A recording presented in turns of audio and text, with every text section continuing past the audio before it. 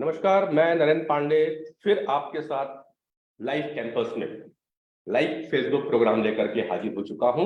Learning for life, life long learning. दोस्तों, ये हम पृथ्वीवासी हैं और जब पृथ्वीवासियों की बात आती है तो हमारे यहाँ पृथ्वी को दुख का एक पर्याय भी कहा गया। दुख यानी चुनौती। और चुनौती की बात करें तो इस समय समूचा विश्व कई चुनौतियों को लेकर के चिंतित पड़ा हुआ है।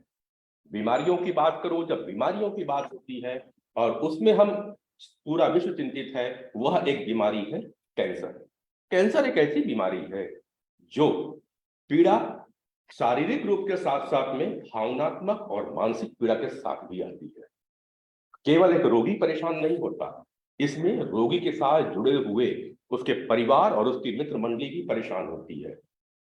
शारीरिक पीड़ा को समझने के लिए हमारे पास में कैंसर के बहुत सारी यूनिटें हैं। आज उसी में से रायपुर छत्तीसगढ़ के जाने माने कैंसर रोग विशेषज्ञ सर्जन डॉक्टर यूसुफ मेमन हमारे साथ में है। डॉक्टर यूसुफ मेमन छत्तीसगढ़ के ही नहीं बल्कि यूं कहूं सेंटर इंडिया के हमेशा कैंसर रोग के इलाज के लिए जो प्रथम अन्वेंशन आती है उसको लाने वाले प्रणेता कहे जा सकते हैं। संजीवनी सीबीसीसी कैंसर हॉस्पिटल के आप डायरेक्टर हैं। डॉक्टर यूसुफ मेमन, आपका बहुत बहुत अभिनंदन और स्वागत है हमारे कार्यक्रम में। साथ ही जैसा कि मैंने पहले कहा मित्रों कि कैंसर केवल शारीरिक कष्ट लेकर के नहीं आता, यह मानसिक और भावनात्मक कष्ट को भी लेता है, जहां पर आपका दृष्टिकोण बहुत आवश्यक होता है कि आप रोगों से लड़ने की चुनौती को स्वीकार कैसे करते हैं।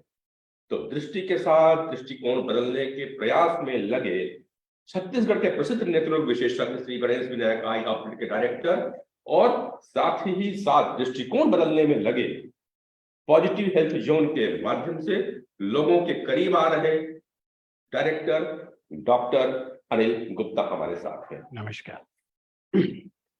सबसे पहले तो चलूं तो कैंसर की बात करूंगा। डॉक्टर साहब, मैंने कहा कैंसर का दर्द ये सुना ही है, ये बहुत भयावह ही होता है।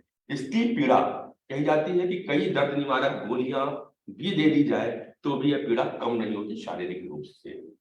तो थोड़ा सा मैं अगर सामान्य बातें करूं कि कैंसर का प्रमुख कारण जिस तरह से बढ़ रहा है और चैलेंजेस बढ़ रही है, नई नई मशीनें आ रही है, उसके पश्चात भी कहीं आप लोग उतने खुश या उतने संतुष्ट नजर नहीं आते कैंसर के इलाज को लेकर के। कभी तो नई नई मशीनें भी आ रही है, क्या कारण समझ पा रहे हैं डॉक्टर कि इतनी आधुनिक मशीनें आने के बाद भी हम कैंसर से जैसा चाहते हैं वैसा फाइट नहीं कर पा रहे? जी देखिए, सबसे पहले तो मैं आपको बताऊं कि कैंसर क्या होता है। ये कोई बैक्टीरिया या वायरस नहीं है, ये हमारे शरीर की ही सामान्य कोशिकाएं हैं जो हमारे जीन या डीएनए में क्षति होने के कारण, म्यूटेशन के कारण वो जो कोशिकाएं हैं असामान्य ढंग से वो संख्या में बढ़ने लगती हैं, एक गांठ या अल्सर का रूप ले लेती हैं और शरीर के दूसरे हिस्से में फैलने लगती हैं। अब ये कैंसर क्यों होता है, ये जो हमारे जीन में या डीएनए में क्षति या म्यूटेशन क्यों होता है, तो इसका जो मुख्य कारण है वो है हमारी आदतें। जैसे 25 to 30% केसेस में कैंसर जो है वो गुटखा, तंबाकू, पान मसाला, शराब, इस तरह की चीजों का जो हम सेवन करते हैं उसकी वजह से हमारे जीन में डीएनए में म्यूटेशन होता है। उसके अलावा 30 to 35% केसेस में कुछ इन्फेक्शन, पर्यावरण में प्रदूषण और हमारी दिनचर्या, आहार, जैसे कि वजन बढ़ा लेना, रेगुलर एक्सरसाइज नहीं करना, महिलाओं में खास करके ब्रेस्ट कैंसर जो होता है वो हमारी और दूसरी आदतें और हमारा जो आजकल वेस्टर्नाइजेशन हो रहा है हमारे कल्चर का, जैसे कि अधिक उम्र में महिलाओं का शादी करना, पहला बच्चा जो है वो बहुत अधिक उम्र में पैदा होना, बच्चों को दूध नहीं पिलाना, स्तनपान नहीं कराना, तो इस तरह से महिलाओं में ब्रेस्ट कैंसर, ओवेरियन कैंसर ज्यादा होते हैं। तो इस तरह से ये जो कारण है ये कैंसर के कारक होते हैं और यूजुअली ये देखा गया है कि लोग इसके सिम्टम को इग्नोर करते हैं कि बहुत कैंसर के कुछ शुरुआती लक्षण होते हैं, अगर इनको ध्यान में रखा जाए तो हम शुरुआती स्टेज में कैंसर को पकड़ सकते हैं लेकिन लोग इन लक्षणों को इग्नोर करते हैं और कैंसर यूजुअली 3rd या 4th स्टेज में पकड़ में आते हैं। इसके कारण जो है समस्या ये होती है कि बीमारी शरीर के दूसरे हिस्सों में फैल चुकी होती है और उस पर कंट्रोल करना मुश्किल हो जाता है। फिर चाहे वो कितनी भी अच्छी टेक्नोलॉजी क्यों ना हो, अगर हमने देरी कर दी और बीमारी शरीर के दूसरे हिस्सों में फैल गई, फिर उसके बाद उसको कंट्रोल करना मुश्किल होता है। देखिए डॉक्टर साहब, ठीक है, आपने दो बातें यहाँ पे कैल्शियम खोने के कारणों पे बात करी। एक तो पहला कारण, 3 कारण प्रमुख हो जाते हैं। अब अगर हम कुछ 25-30 दशकों की बात करें, एक आपने जेनेटिक भी ले ली क्योंकि जीन पे परिवर्तन हुआ है, पुरानी हिस्ट्री है तो कैंसर है।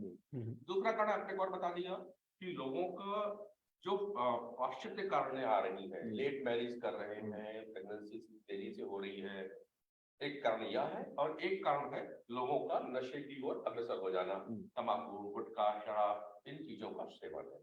मतलब एक बात समझिए, आपने और भी कही कि लोगों का जो खान पान है, जिस तरह की वातावरण में आप रहे, वातावरण में चेंजेस हो रहे हैं, लोग खान पान में तली मसाले के लिए ज्यादा खा रहे हैं, यह भी एक कारण आपने शायद कहा कि हो पाएगा।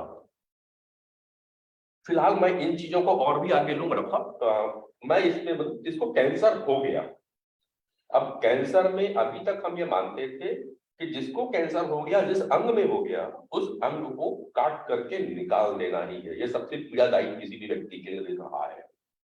और शायद उसकी कई सुंदरता चली जाती है। मैंने बहुत से लोगों को देखा है डॉक्टर साहब कि किसी के गाल में अगर कैंसर हो गया तंबाकू खाने वाले का, तो उसके उतना हिस्सा गाल का काट दिया जाता है, निकाल देंगे।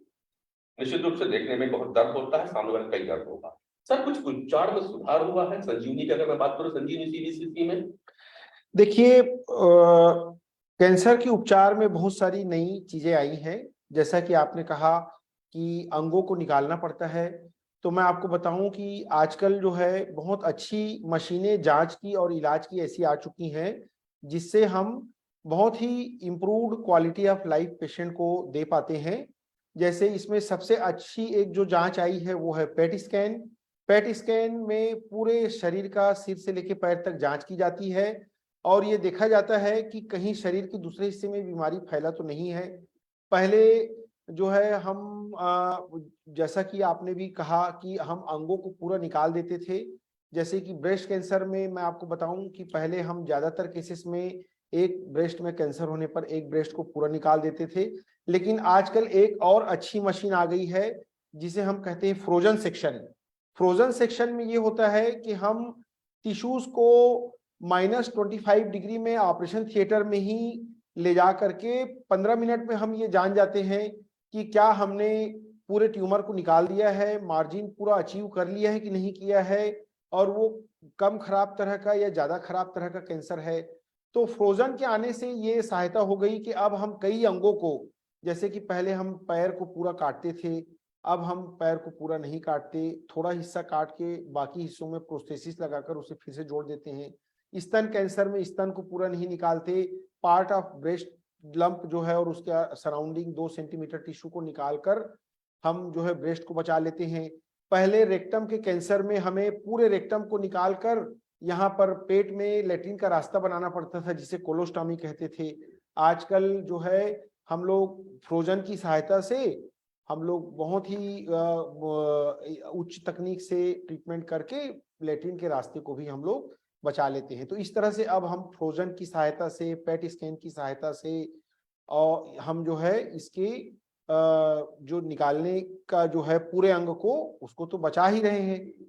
और उसके साथ ही जैसा कि आपने कहा कि आधुनिक तकनीक में एक आई है। सर, मैं एक थोड़ा सा यहाँ पे दिमाग में प्रश्न आ गया जी जी कि जैसे आपने भोजन की बात करी और रेक्टम में कैंसर है, सर कई बार ऐसा होता है कि कुछ चीजें हम ऑपरेट कर रहे हैं। मेरा केस आया था, मेरे परिवार वाले बता रहे थे कि शायद उनके प्रोस्टेट में कुछ प्रॉब्लम था, देखिए कुछ कैंसर था।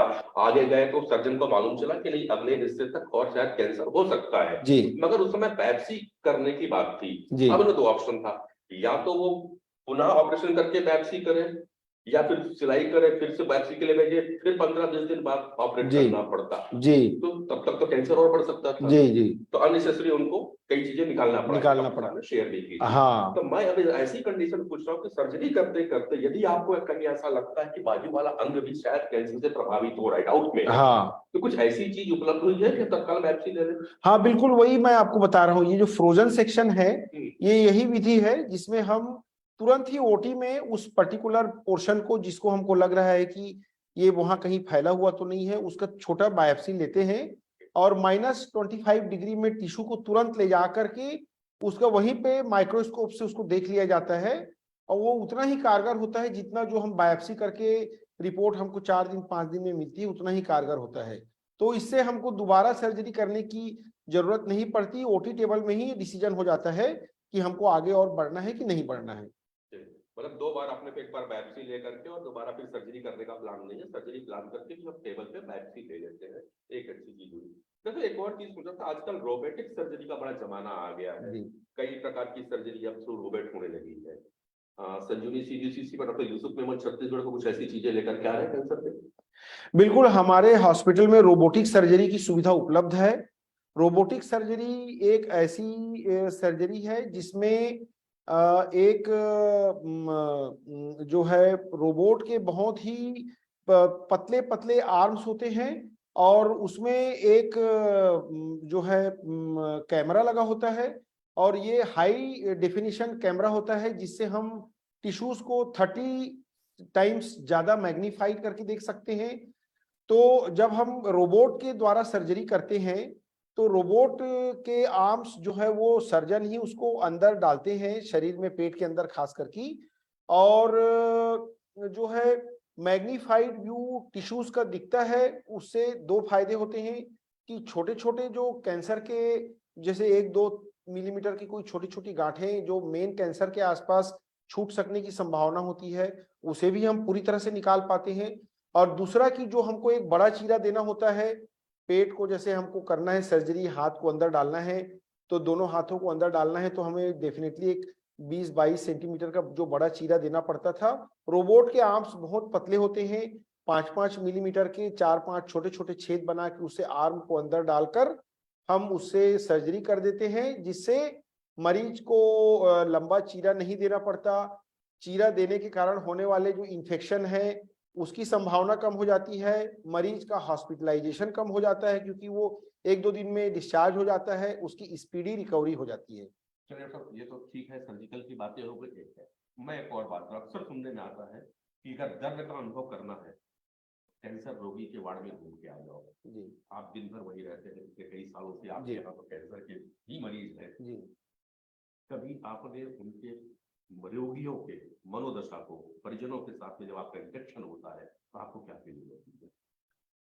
बिल्कुल, आपने बिल्कुल सही बात कही कि कैंसर का जो मरीज है वो शारीरिक कष्ट तो पाता है, लेकिन उसके साथ उसके जो परिवार वाले हैं वो पेशेंट एवं पेशेंट के परिवार वाले एवं उनको ट्रीटमेंट करने वाले डॉक्टर, ये सभी लोग जो है मानसिक रूप से भी बहुत परेशान होते हैं।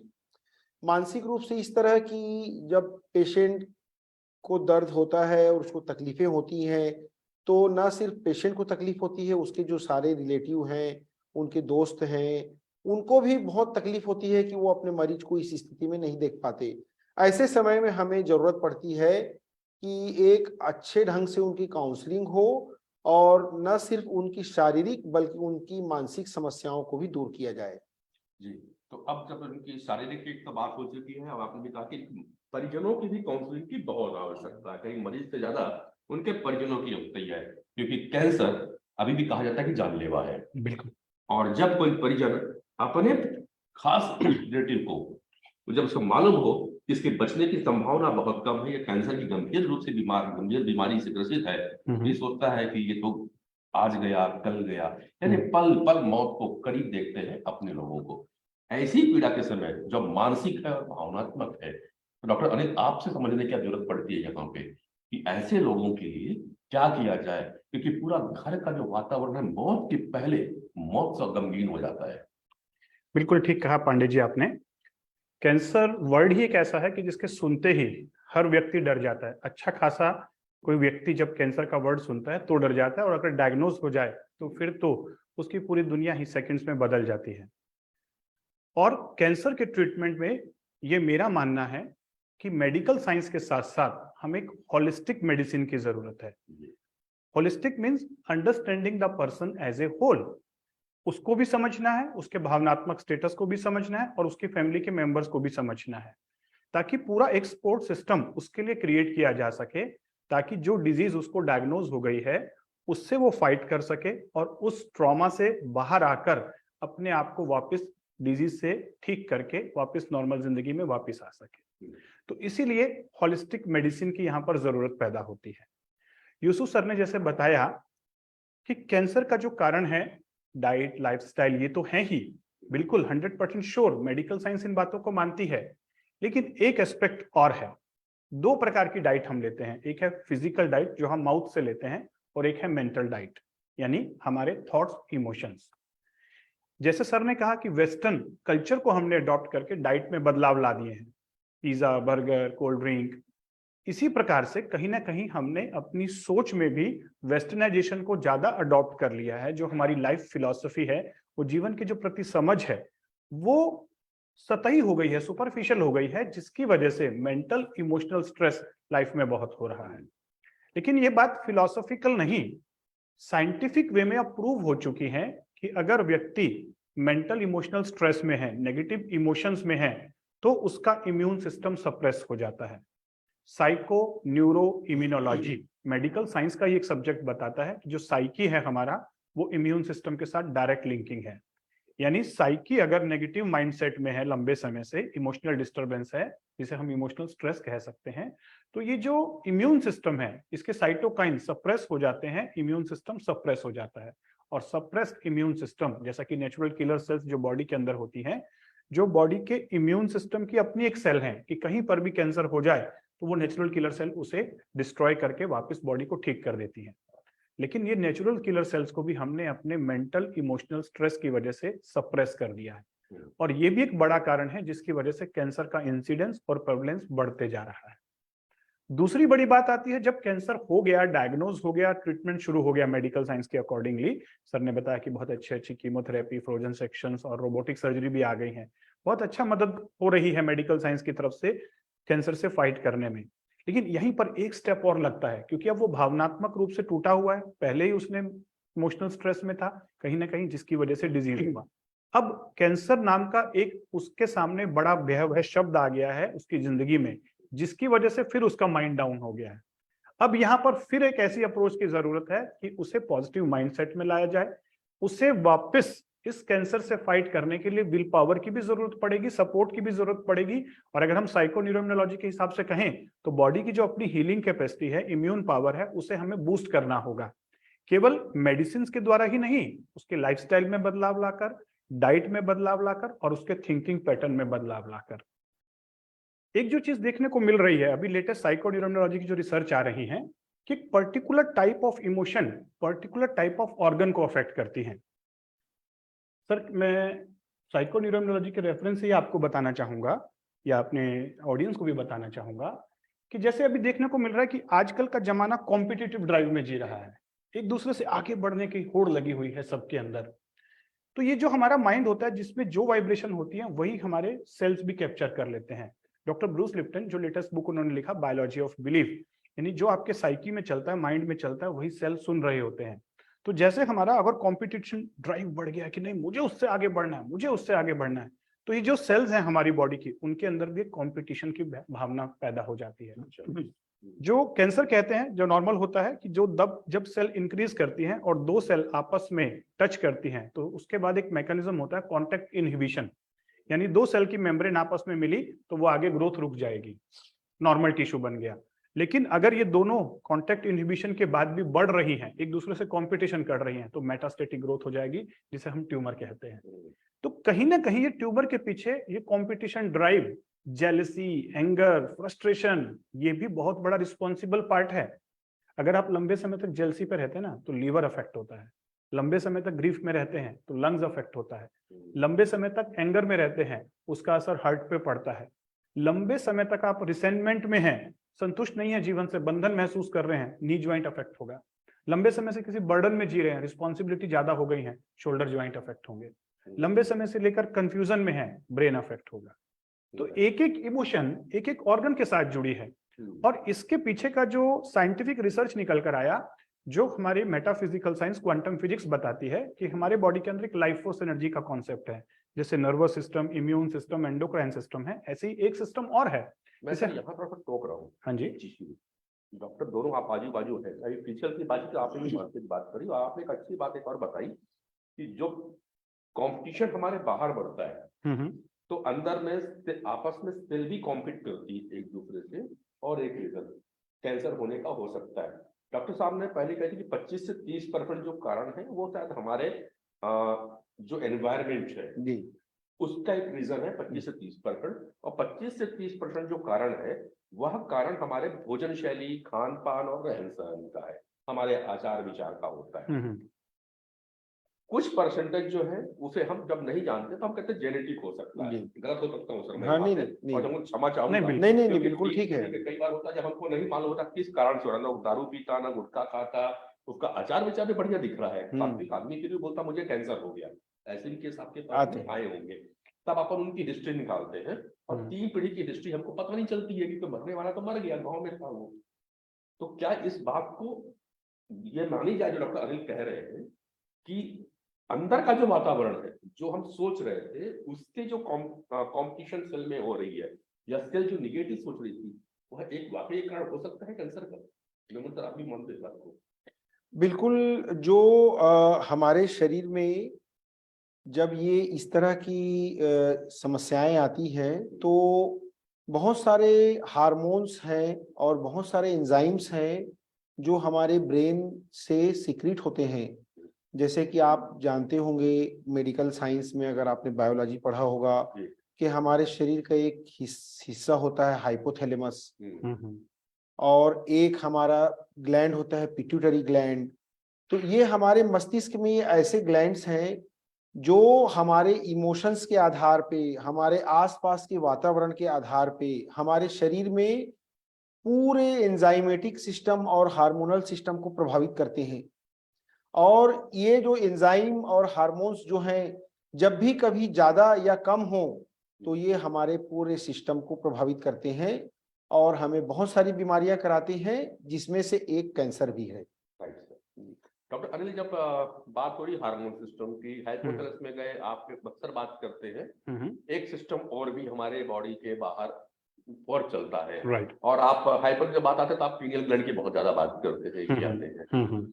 तो कैंसर के कारण में और कैंसर के निदान में भी, दोनों कंडीशन में इस ग्लैंड का और वो दूसरे सिस्टम का जिसे बॉडी हम देख नहीं पाती, उसमें क्या योगदान होता, थोड़ा उस पर हम आपसे। बहुत सिंपल सा रूल है। एक सिस्टम है जो लाइफ फोर्स एनर्जी कैरी करता है, जो वाइटल एनर्जी है। किसी भी सेल का अगर vital energy, life force energy abnormal हो जाएगा, तो उसकी जो नॉर्मल फंक्शनिंग है, फिजियोलॉजी, एंजाइमेटिक रिएक्शन, जो उसकी स्क्रीशंस है, प्रोटीन बनाने की क्षमता है, डीएनए, एमआरएनए, उस सब में चेंजेस आएंगे। और ये लाइफ फोर्स एनर्जी डायरेक्ट हमारे लाइफस्टाइल से, हमारी डाइट से और हमारे थिंकिंग पैटर्न से जुड़ी हुई है, माइंड से जुड़ी हुई है। तो अभी पहले तो ये सब बातें फिलोसॉफिकल लगती थी, लेकिन जब से क्वांटम फिजिक्स बेस्ड डिवाइसेस आ गई हैं और आजकल हम एनालिसिस करके बता सकते हैं कि किस ऑर्गन की लाइफ फोर्स एनर्जी कितनी है। जो लेटेस्ट डिवाइसेस जैसे जीडीबी बायोवेल हैं, उसके अकॉर्डिंग क्वांटिफाई भी कर पा रहे हैं कि 4 to 6 जूल के बीच में है या नहीं, हाइपो एनर्जी स्टेट में तो नहीं जी रहा है, हाइपर एनर्जी स्टेट में तो नहीं जी रहा है। और डेफिनेटली देखने को मिल रहा है जिस ऑर्गन की लाइफ फोर्स एनर्जी बिगड़ी हुई है उसी में पर्सन को डिजीज आ रही है। तो ये जो मैचिंग हो रही है, ये दिखाई दे रहा है, तो ये एविडेंस बन रहे हैं कि लाइफ फोर्स एनर्जी को। दूसरा पार्ट है कि अब हम लाइफ फोर्स एनर्जी को ठीक भी तो कर सकते हैं ना, अगर हमें डिजीज को रिवर्स करना है या उसे हील करना है। कैंसर भी कहीं ना कहीं कैंसर सर्जन ने उसे निकाल दिया, ट्यूमर को आगे बढ़ने से रोक दिया, दोबारा होने के चांसेस होते हैं। प्लस उस ऑर्गन को वापस हील होना है, पूरी बॉडी को हील होना है, ताकि पर्सन रिकवर कर सके। तो रिकवरी के दौरान फिर उसे अपनी हीलिंग कैपेसिटी जनरेट करनी होगी। यहां पर रोल आता है हमारी वैदिक विज्ञान का।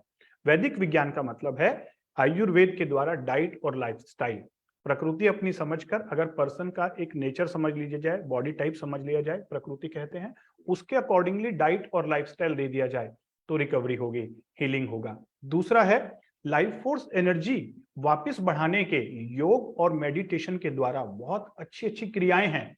आज की डेट में ऐसे ऐसे टेक्निक्स डेवलप हो चुके हैं जिन्हें मेडिकल साइंस के द्वारा प्रूव किया जा चुका है। जैसे हम पॉजिटिव हेल्थ जोन में साइको न्यूरोबिक साइंस की मदद से, चक्र विज्ञान की तरफ से पहले डायग्नोज करते हैं लाइफ फोर्स एनर्जी कहाँ है, फिर योग के माध्यम से, मेडिटेशन के माध्यम से उसकी उस पर्टिकुलर ऑर्गन में लाइफ फोर्स एनर्जी को इनहांस भी करते हैं। इनफैक्ट जब आप माइंड के द्वारा मेडिटेशन और ब्रीदिंग टेक्निक्स के द्वारा, प्राणायाम और मुद्राओं के द्वारा इन तीनों का कॉम्बिनेशन बनाते हो तो आप अपनी लाइफ फोर्स एनर्जी को चैनलाइज कर सकते हो किस ऑर्गन में भेजना है।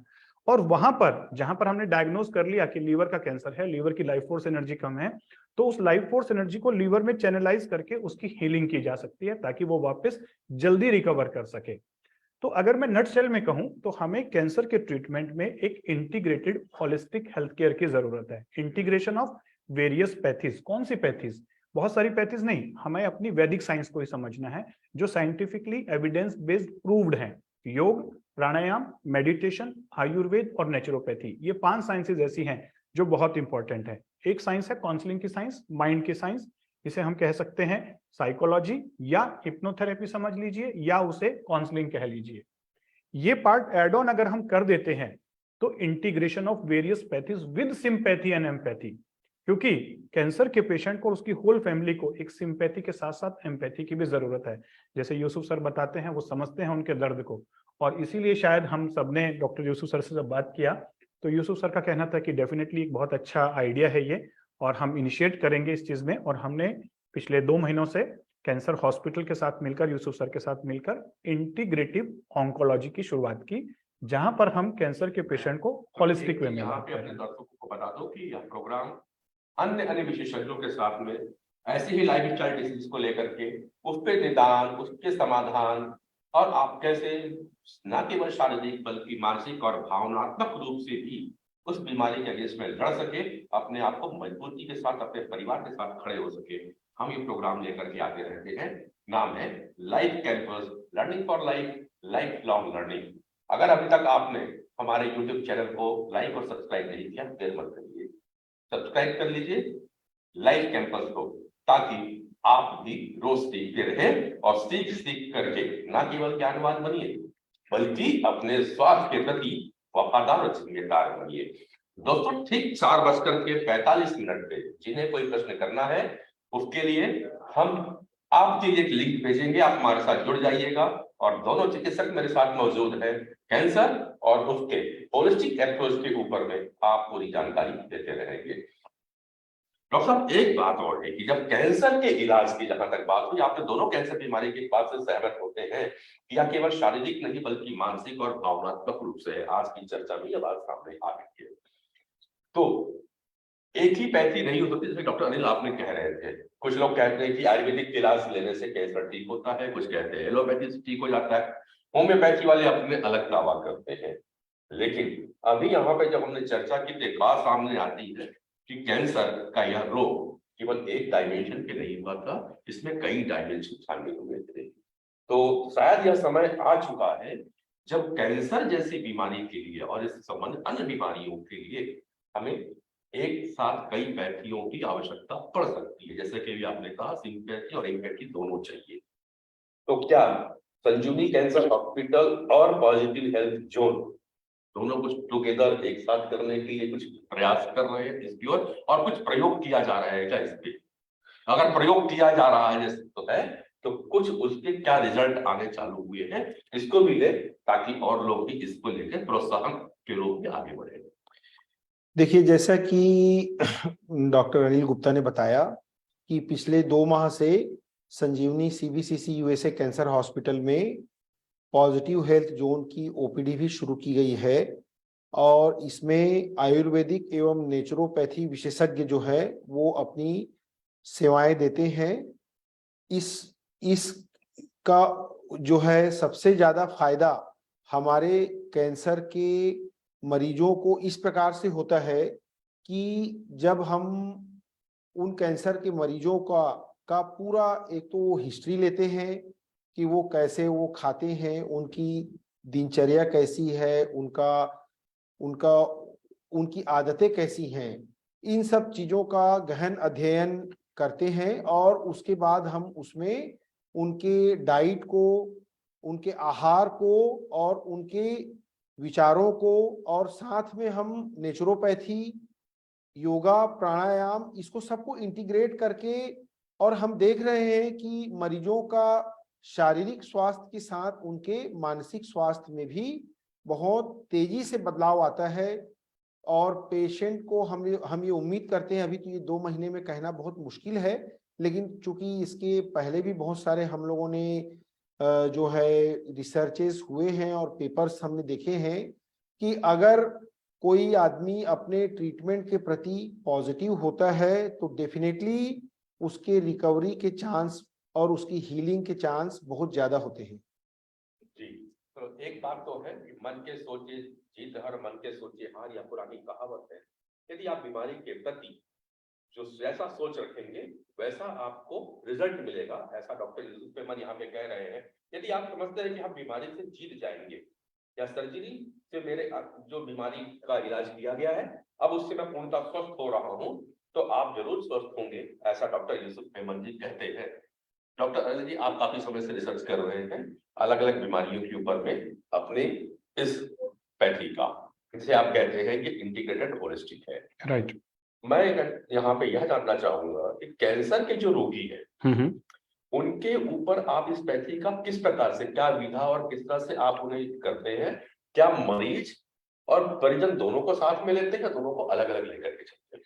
बहुत अच्छा प्रश्न किया आपने।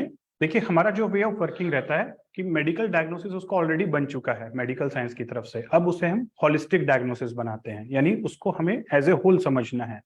तो उसका लाइफस्टाइल कैसा है, उसकी डाइट कैसी है, उसका दिन कैसे शुरू होता है, कैसे एंड होता है, उसका माइंडसेट कहता है कैसा है, उसके फैमिली मेंबर्स कैसे हैं। तो इसके लिए हमें उसकी पूरी फैमिली को बिठाना होता है, एक कंप्लीट हिस्ट्री ली जाती है। पिछले 3-4 सालों से उसकी जिंदगी में चल क्या रहा था, कौन से मेंटल इश्यूज थे, कौन से इमोशनल इश्यूज थे, कौन से फैमिली इश्यूज थे, किन चीजों को लेकर वो परेशान था। तो हम कहीं ना कहीं रूट कॉज फाइंड आउट करने की कोशिश करते हैं कि इस बीमारी का मूल कारण क्या है।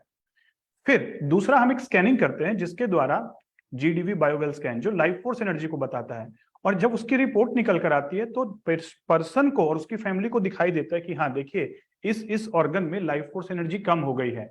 जनरली पेशेंट का बिलीफ इन चीजों की तरफ नहीं होता, लेकिन जब वो अपनी रिपोर्ट्स खुद देखता है कि मेरे इस ऑर्गन में डिजीज है और इस ऑर्गन की लाइफ फोर्स एनर्जी कम हो गई है, और 10 और ऐसे ऑर्गन दिख रहे हैं जहां पर लाइफ फोर्स एनर्जी कम हो गई है, और हम उन्हें बता देते हैं अभी तो आप इस चीज के लिए आए हो, अब आगे आप इन 10 ऑर्गन्स के लिए भी अलग अलग डॉक्टर्स के पास जाने वाले हो, तो बेटर है कि अभी भी संभल जाइए। तब वहां से शुरुआत होती है चेंज होने की, और वो फिर पूरी फैमिली पॉजिटिव होती है। फिर वो पूछते हैं सर करना क्या है, फिर हम कहते हैं यस। अब आते हैं बात holistic treatment, healing, cure. Treatment means आपको जो डॉक्टर्स बता रहे हैं, जो मेडिकल साइंस बता रही है, इसका पूरा हेल्प लें। जनरली लोग मेडिकल साइंस को नकार दे रहे हैं, जनरली लोग क्वैक्स के पास चले जा रहे हैं। मैं ये कहूंगा कि लोग अपने स्वास्थ्य के प्रति तब तक गंभीर नहीं होते जब तक उनका स्वास्थ्य गंभीर नहीं हो जाता, और दूसरी बात, जब स्वास्थ्य गंभीर हो जाता है तब वो ऑल्टरनेटिव पैथीज के पास आते हैं। ये बिल्कुल रॉन्ग अप्रोच है। आपको जब आप कोई डिजीज नहीं है तब आप ऑल्टरनेटिव पैथीज के पास जाइए, ताकि आपको कोई दोबारा डिजीज हो ही ना, हेल्थ समझिए। लेकिन जब कोई मेजर डिजीज हो गई है तो सबसे पहले आपको मेडिकल साइंस की मदद लेनी है, ताकि डिजीज का एक्यूरेट डायग्नोसिस और एक्यूट ट्रीटमेंट किया जा सके। फिर वापस जैसे ही एक्यूट मैनेजमेंट हुआ, डिजीज को रिवर्स करने के लिए, हील करने के लिए, क्योर करने के लिए, फिर आपको अगेन अदर पैथीज की मदद लेनी होगी, होलिस्टिक वे में जाना होगा। और इस वे में फिर हम उन्हें ट्रीटमेंट, हीलिंग, क्योर 21 डेज का पूरा कोर्स करवाते हैं, जिसमें उनका माइंडसेट, डाइट, लाइफस्टाइल सब चीजें बदली जाती हैं, टेक्निक सिखाई जाती हैं, और रेगुलर फॉलोअप वो मेडिकल साइंस के साथ और हमारे साथ करते हैं। तो दोस्तों, कैंसर उतना भयावह नहीं है जितना आपको दिखाया जाता है, सही है डॉक्टर? बिल्कुल बिल्कुल। ये आप मत पढ़िए, हमारे डॉक्टर अक्सर कहते हैं कि मत पढ़िए सोशल मीडिया के चक्कर में, मत ज्यादा ज्ञान लीजिए व्हाट्सएप इंडस्ट्री से, मत पढ़िए न्यूज़पेपर, और मत पढ़िए टीवी के आ रहे भयानक विज्ञापनों से। कैंसर इलाजमय है। अब वो जमाना चला गया जब सारे अंगों काटा जा सकता था। अब तो एक छोटे से चीरे लगा करके भी आपका इलाज, यानी आपकी खूबसूरती में कहीं कोई आंच आने वाली नहीं है। अब ऐसे ट्रीटमेंट फिजिकली भी आ चुके हैं। अब रही बात, परिजनों की परेशानी समझ सकते हैं कि सब सामने वाले को कैंसर होता है तो उन्हें डर भी लगता है। तो आज डॉक्टर अनिल गुप्ता के मार्गदर्शन पे चल रहे पॉजिटिव हेल्थ जोन के माध्यम और संजीवनी कैंसर हॉस्पिटल जिसके देख डॉक्टर यूसुफ अहमद जी कर रहे हैं, वहां दोनों के ज्वाइंट वेंचर से आपके फिजिकल, मानसिक और भावनात्मक तीनों तरह से क्योर किया जा रहा है, ताकि आप कैंसर की चुनौतियों को, मैं यहाँ बीमारी नहीं कह रहा, कैंसर को डरा नहीं रहा, ये चुनौती है जिसे आपको स्वीकार करना होगा। तो उस चुनौती का सामना आप डॉक्टर यूसुफ मेमन और डॉक्टर अनिल इनके टीम के साथ में करके बड़े खुशहाल रूप से बाहर आ सकते हैं। आपके प्रश्न का हम स्वागत करते हैं, क्योंकि आपके प्रश्न मुझे प्रेरणा देते हैं नए नए विषयों को लेकर के आने के लिए, और यही प्रेरणा से हम इन चिकित्सकों को बुलाते हैं आपके समक्ष, जो आपको डर नहीं, इलाज बताते हैं, जो आपको प्रेरणा देते हैं। तो आपके प्रश्न आप मुझे फेसबुक पे लिख सकते हैं, मेरे यूट्यूब के लाइव कैंपस के कमेंट बॉक्स में भेज सकते हैं। हम आपके प्रश्न का स्वागत करेंगे। और आज से एक नई परंपरा चालू की है कि हम यह प्रोग्राम खत्म होने के बाद एक मीटिंग में जूम लिंक पे जुड़ जाते हैं और आपके प्रश्न को हम लाइव लेंगे मात्र 7 मिनट तक, और आपके प्रश्नों का उत्तर देने के लिए हमारे गेस्ट मौजूद रहेंगे। तो समय हुआ, प्रोग्राम समाप्ति की ओर चलूंगा। डॉक्टर साहब, आपने बहुत अच्छी जानकारियां आप दोनों ने दी हैं कि अब हमें कैंसर से डर नहीं लगेगा मेरे इस प्रोग्राम को सुनने वालों के लिए। और यह बात भी आ गई कि कोई भी पैथी आने वाली आधुनिक बीमारी के लिए अकेले सक्षम नहीं है, कि वो कई प्रकार से लड़ती है। इसलिए आयुर्वेद ही नहीं, अगर आयुर्वेद में सारी चीज का इलाज होता तो मॉडर्न मेडिसिन को आने की आवश्यकता नहीं पड़ती, और मॉडर्न मेडिसिन में अगर सारा चीज होता तो और भी अन्य पैथियों की आवश्यकता ना पड़ती। दोनों चिकित्सक आज यहाँ मौजूद एक सच में कहा है कि हमें एम्पैथी और सिंपैथी के साथ काम करना होगा। आयुर्वेद, एलोपैथ और अन्य नेचुरोपैथ, आहार विज्ञान और वैदिक पद्धतियों सबको एक साथ लेकर के हमें होलिस्टिक रूप से इस प्रकार की चुनौतियों का सामना करना पड़ेगा। तो अगली बार मैं फिर किसी नए विषय के साथ उपस्थित होऊंगा। तब तक के लिए मुझे और मेरे चिकित्सक साथियों को आप अनुमति दीजिए। नमस्कार। Thank you very much.